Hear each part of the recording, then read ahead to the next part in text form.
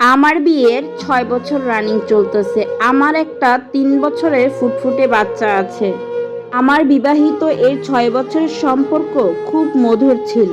এক বিন্দু পরিমাণ কোনো কষ্টের ছায়া ছিল না। আমার হাসব্যান্ড একজন প্রবাসী। বিয়ের আগে আমার হাসব্যান্ডের জীবন অনেক উচ্ছৃঙ্খল ছিল। সাথে আমার রিলেশনের বিয়ে।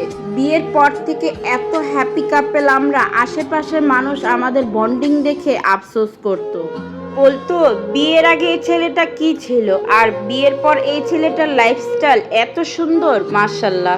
আমার বিয়ে ২ বছরের মাথায় আমরা দুজনের সিদ্ধান্তে আমার হাজবেন্ড প্রবাসে চলে যায়। তো মানে তার প্রবাসে যাওয়ার ৪ বছর রানিং চলতেছে। এই ৪ বছর সে আমার কাছে নেই। আমার মন যখনই খারাপ হতো সে না বলে চলে আসতো আমাকে খুশি করার জন্য বাংলাদেশে। টাকা পয়সা সোনা দানা কোনো কিছুর অভাব ছিল না আমার, যে সে যখনই সময় পেত ঘন্টার পর ঘন্টা কলে কথা বলতো আমার সাথে। আর ২৪ ঘন্টা যখনই সময় পেত মাঝে মাঝে মেসেজ করত।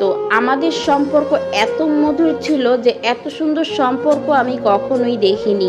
আমার ছোট বোন, আত্মীয় স্বজন, বাবা মা সবাই অনেক খুশি ছিল। সবাই অনেক আমাদের সম্মান করত আমাদের এই ভালোবাসা দেখে। কিন্তু হায় আফসোস, ১২ই মে ২০২৫ আমার জীবনে নতুন একটি মোড় এলো। আমি এমনি ফোন ঘাটাঘাটি করতেছিলাম, হুট করে আল্লাহর ইশারায় আমার হাজবেন্ডের সাথে ৩-৪টা মেয়ের অন্তরঙ্গ ভিডিও আমার চোখের সামনে পড়ে।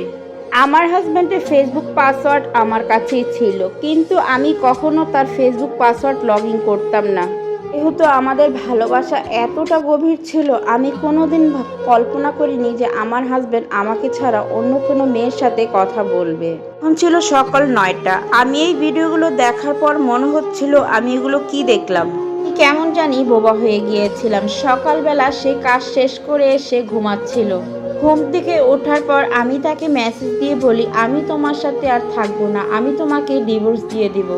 তখন সে কারণ জানতে চায়। পরে আমি ভিডিওগুলো দিই। সে এগুলো দেখার পর ভুল হয়ে গিয়েছে বলে আমাকে মাফ করে দিতে বলে। সে বলে এসব সে শয়তানি করে করেছে, এই সেই আরো অনেক কিছু। আমি কোনো কথা না শুনে আমি তাকে বলি, আমি ডিভোর্স লেটার পাঠিয়েছি, তুমি সাইন করে দিও। এই বলে তাকে আমি ব্লক করে দিই। ব্লক করার ২ দিন পরে সে আমাকে না জানিয়ে দেশে চলে আসে আমার কাছে মাপ চাওয়ার জন্য। তারে আমার চোখের সামনে দেখার পর আমি মেনে নিতে পারি না। তারপর 999-এ কল দিয়ে বাসায় পুলিশ এনেছি ওকে বাসা থেকে বের করার জন্য, কিন্তু আমি পারিনি। সে পুলিশের কাছে অনেক আকুতি মিনতি করে, তার ভুল হয়েছে বলে সে মাপ চায় এবং সে ৩ দিন পরে চলে যাবে বলে পুলিশকে জানায়। কোনো রাস্তা না পেয়ে মান সম্মানের কথা চিন্তা করে আমি আমার বাসায় ওকে রাখতে দিলাম, কিন্তু ওরে আমার চোখের সামনে দেখে প্রতিটা মুহূর্ত মৃত্যু যন্ত্রণা সহ্য করতে হয়েছে আমায়। ওর মুখের দিকে তাকালে দেখতাম আমার প্রিয় মানুষটা অন্য এক নারীকে লিপ কিস করতেছে। আরও অন্তরঙ্গ অনেক কিছু চোখে ভাসত। ঠিক তখনই আমি ওকে আমার বাসা থেকে বের হয়ে চলে যেতে বলতাম, কিন্তু ও যেত না। মানে অনেক মাপ চাইতো সে তখন। আর কোনোদিন এইসব করবে না। ঝগড়া মারামারি এইসব সহ্য করে প্রায় ১৫ দিনের মতোই বাসায় ছিল। এই ১৫ দিনে তার ফোন থেকে আরও অনেক প্রমাণ পেলাম আমি।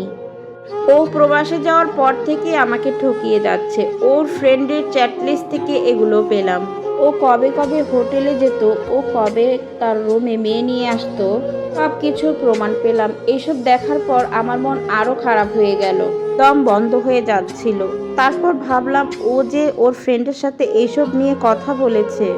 ফ্রেন্ড তো জানতো আমরা দুজন যে বিবাহিত, কিন্তু অবাক হই যে ছেলেদের বন্ধুত্ব কতটা ভয়ঙ্কর। বন্ধু জানতো আমি তার ওয়াইফ, তারপরও সে অন্য মেয়েকে তার রুমে আনার জন্য কিভাবে সাপোর্ট দিত। ওকে আমার লাইফ থেকে অনেক সরাতে চেষ্টা করেছি, অনেক অত্যাচার করেছি, কিন্তু পারিনি। সেও এই ১৫ দিনে এই অত্যাচার সহ্য করে এত এত মাপ চেয়েছে। ভাই, কোনো পুরুষ মাপ চাইবে না এইভাবে। তো পরিমাণ শারীরিক মানসিক নির্যাতন করেছি ওকে। আর কেউ হলে বলতো তোর মতো বউ একটা গেলে 10টা পাবো না। সেই সব কথা কিছুই বলেনি, সে আরো 1000বার মাপ চেয়েছে। সত্যি বলতে বিশ্বাস করেন, আমি ওর ফেসটা 1 সেকেন্ডের জন্য সহ্য করতে পারতাম না। পরে তাকে মিথ্যা সান্ত্বনা দিয়ে বলি, আমি তোমাকে মাফ করে দিয়েছি, যাও চলে যাও। আর সে ওইসব কথা বিশ্বাস করে চলে গেল। আমার একটাই কষ্ট, সেই প্রবাসে যাওয়ার পর প্রতিটা রাত আমি তাকে কল দিয়ে বলি, তুমি আমাকে কখনো কষ্ট দিও না, তুমি কষ্ট দিলে আমি শেষ হয়ে যাব। সে তখন বলতো আমি ছাড়া অন্য কোনো মেয়ের সাথে তার কথা বলতে ইচ্ছা হয় না। সে আমাকে বলতো এই দুনিয়াতে আমাকে ছাড়া, আমার বাচ্চাকে ছাড়া কিছুই ভাবতে পারতো না। তার বলা মেসেজের ডেটগুলো দেখলাম। আমাকে সে মিথ্যা সান্ত্বনা দিয়ে ঠিক ওই রাতে মেয়ে নিয়ে ঘুমিয়েছে। আমার সাথে কথা বলে মেয়েদের নিয়ে ঘুরতে যেত, মেয়েদেরকে রুমে আনতো, তাও একটা না, হিসাব ছাড়া।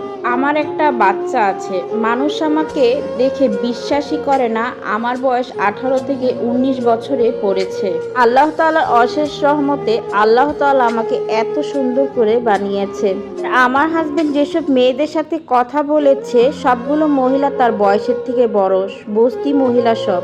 এসব মেয়েদের সাথে সে ঘুমিয়েছে, রাতের পর রাত কাটিয়েছে। আমার কথা হলো, তুই আমার থেকে একটা কম বয়সী মেয়েদের সাথে থাকতি, তাহলে তো আমার একটা মনকে বুঝ দিতে পারতাম। আল্লাহ আমাকে সুন্দর করে বানায়নি, তাই আমার হাজবেন্ড অন্য নারীতে আসক্ত হয়েছে। আমি নিজেরে বুঝ দিতে পারছি না যে আমার মতো বউ রেখে ওই কি করলো। দেশ থেকে যাওয়ার আজ 6 দিন পূর্ণ হলো। এই 6 দিনে আজ 6000 বার না হয় মাপ চেয়েছে। প্রতিদিন কান ধরে উঠবোস করে আমাকে ভিডিও কল পাঠাচ্ছে। প্রতি রাতে নামাজ পড়ে আল্লাহর কাছে মাপ চাচ্ছে, সে ভালো হয়ে যাবে, আমাদের তার কাছে নিয়ে যেতে চায়। আমি আর আমার সন্তানকে এখন সে অনেক ভালো রাখবে। তার চাওয়ার কোনো কমতি নেই, সে সব ছাড়তে পারে কিন্তু আমাকে ছাড়তে পারে না।